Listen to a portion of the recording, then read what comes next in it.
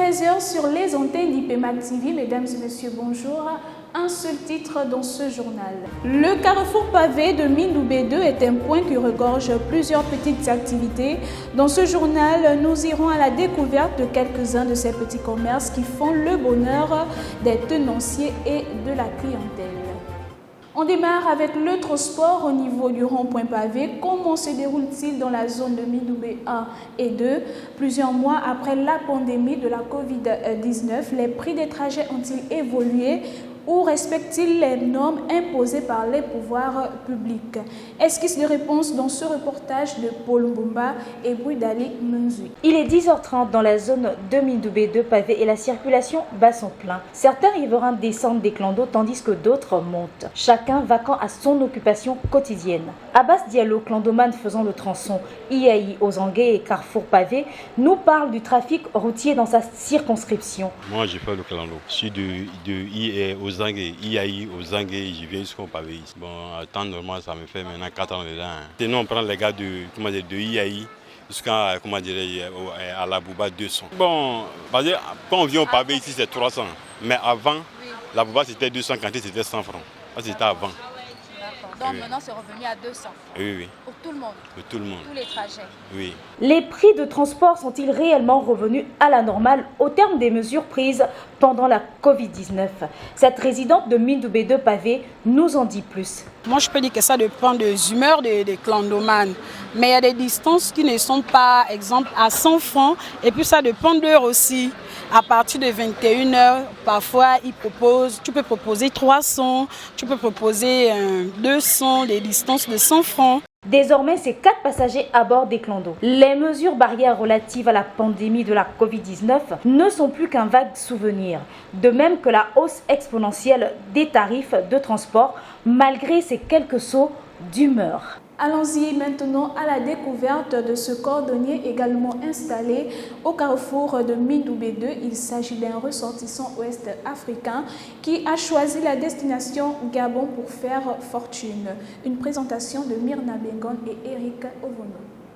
Au carrefour pavé, non loin du groupe EM Gabon Université, Abdul Moumin Dayabo, ressortissant nigérien qui exerce une double activité de cordonnier et tailleur. Aucun métier n'étant facile, Abdul Moumim se doit d'être rigoureux et habile dans son travail afin de fidéliser sa clientèle. Ici, là, quand même des filles, on va les cultiver, ça marche quand même un peu. On est là, on présente avec vous, avec tous les clients qui se revoient. On est là quand même, on travaille, c'est un peu, on travaille quand même un peu. On se revoit quand même un peu petit quelque chose quand même. Les étudiants du groupe EM Gabon Université profitent des services de ce dernier tout en vantant ses mérites. Abou est un commerçant qui nous permet de régler certaines petites difficultés de la vie. Vous savez, nous sommes à l'université, donc il peut y avoir un moment où la fille a cassé son talon et elle ne peut plus marcher. Et donc du coup, Abou comme il est à côté, ça nous permet facilement de régler ce problème.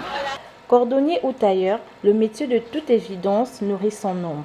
Même si pour certains, ce genre d'activité est souvent considéré comme dévalorisant. Implanté aux abords du carrefour Mindoubé 2, Thomas Shop est une structure qui fait dans l'impression, la photocopie et les demi-cartes photos. Ses principaux clients, les étudiants du groupe EM Gabon Université qui effectuent la plupart de leurs travaux.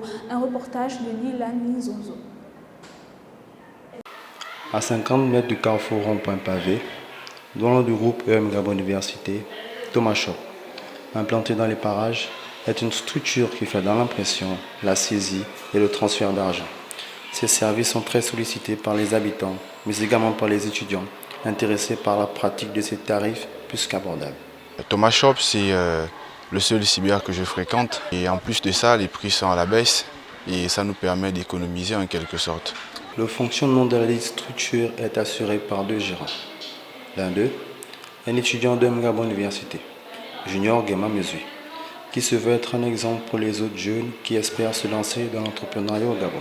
La structure a ouvert depuis janvier. Je travaille ici depuis février. Depuis que je travaille ici, j'ai un accès facile à la documentation, donc je ne vais pas considérer que ça empiète sur mes études. Au contraire, je pourrais dire que c'est bénéfique pour mes études. Pour certains étudiants que nous avons rencontrés, Il souhaite que ce genre de structure soit directement implanté au sein de l'établissement EM Gabon. Les ailes brisées, encore appelées Nike, est une spécialité très appréciée par plusieurs personnes au Gabon. Pour en savoir plus sur la pratique de ce commerce, nos reporters James Mouélé et Paul Mbumba se sont rendus au rond-point pavé auprès d'un jeune Camerounais qui exerce cette activité depuis plusieurs années. Reporter. Toute une série d'activités qui pivotent autour du rond-point pavé Midoubé 2, parmi lesquelles la vente des ailes brisées, communément appelées les Nike, tenues par un jeune Camerounais âgé d'une trentaine d'années et exerçant depuis plus de 10 ans. Il fait le bonheur des étudiants et élèves des établissements environnants, lesquels défilent par vagues chaque jour dès l'ouverture de son commerce à partir de 11 h. Je vends les Nike, les rognons, les cuisses de poulet, le poisson, mais je commence d'abord par les Nike et les rognons. C'est un travail qui me prend plus de la moitié de mon temps, plus de 18 heures de travail. Je commence à travailler de 6 h à 22 h 30. Une cuisine à part entière qui ravit la plupart des étudiants toujours intéressés par le menu servi. J'apprécie, la nourriture est bonne et les prix sont abordables.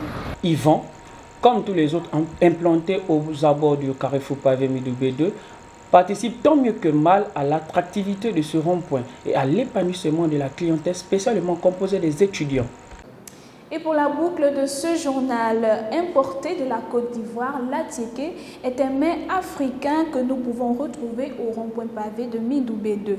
Samiro Djinobo et Paul Mbumba pour savoir plus sur la vente de ce plat. Né dans les années 90, il est impossible aujourd'hui de parler de gastronomie ivoirienne sans y faire référence.